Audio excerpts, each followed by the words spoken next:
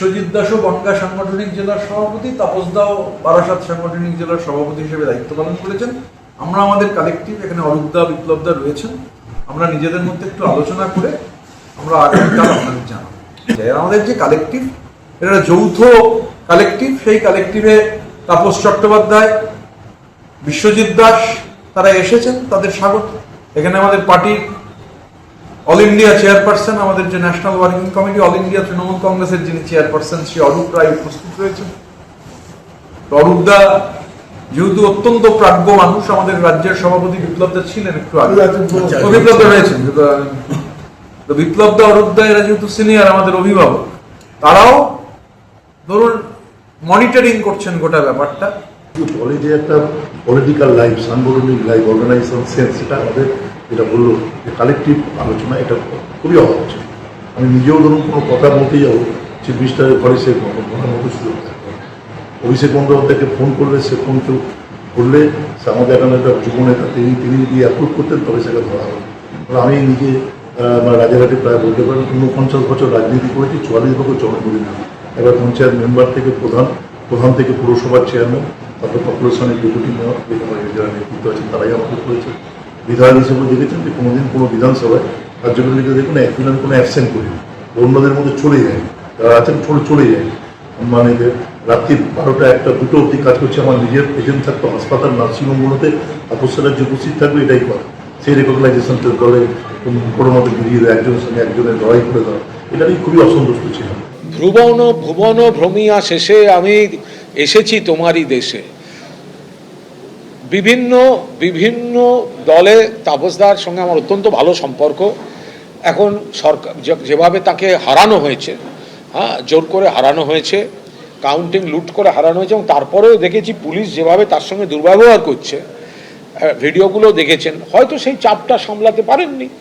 সেই কারণে এরা তো পুলিশ প্রশাসন দিয়ে চাপ দিয়ে দৃষ্টিকটু কাজকর্ম করে, পুলিশ গিয়ে বলে দিচ্ছে অমুক জায়গায় যান, পুলিশ গিয়ে বলে দিচ্ছে অমুকের সঙ্গে কথা বলুন।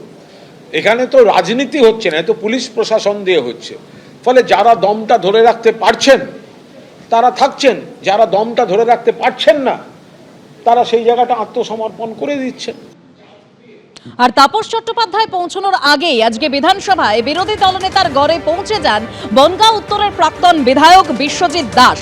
বিরোধী দলনেতার ঘরে গিয়ে আমার নেতা বলে সম্বোধন করেন বিশ্বজিৎ দাস। আজকে একটা পারমিশন করিয়ে কদিনে পাঠের ট্রেনিং দেওয়ার বিরোধীরা কিভাবে করতে হয়, আরে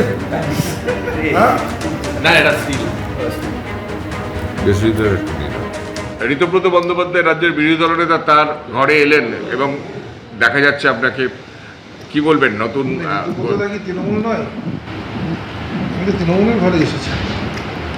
15 বছর আগে খুব যাতায়াত ছিল, 15 বছর সরকারে ছিলাম বলে এখানে আসিনি। আবার যে লিডার, আমার অপোজিশন লিডার, তার সঙ্গে আসবে স্বাভাবিক। আপনি কালীঘাট যাচ্ছেন? আমি তৃণমূল কংগ্রেসটাই করছি না, কালীঘাটে মমতা বন্দ্যোপাধ্যায়ের বাড়িতে যাচ্ছেন না, মানে ডাকার কোনো দেখেছেন কাউকে না, হঠাৎ করে যাওয়া, আমি তো ওরকম যাইও না। ঠিক এরপরে তো একটা অস্থিরতা তৈরি হয়েছে, কারোর সঙ্গে তেমন যোগাযোগ রাখিনি। তবে আমার নেত্রীর নাম মমতা বন্দ্যোপাধ্যায়, তো আমার ভালো লাগে যে আমার যে অপোজিশন লিডারও ঋতুব্রত বাবুকেও আমি ধন্যবাদ জানাই যে তিনি কিন্তু প্রতিনিয়ত বলেছেন যে যা কিছু মমতা বন্দ্যোপাধ্যায়। সবাই অভিষেক বন্দ্যোপাধ্যায়ের যে আচরণ, সেটা কোনোভাবেই মেনে নেওয়া যাচ্ছিল না, এবং ভোটের পরেও আপনিও কি সহমত তাতে? সকলেই যখন বলছে যে তার আচরণ বা তাকে নিয়ে যখন একটা ওই যে আমার এতগুলো এমএলএ যখন চলে এসেছে, আমি নিশ্চিতভাবে ব্যতিক্রম মানুষ নই। এবিপি আনন্দ, এগিয়ে থাকে, এগিয়ে রাখে।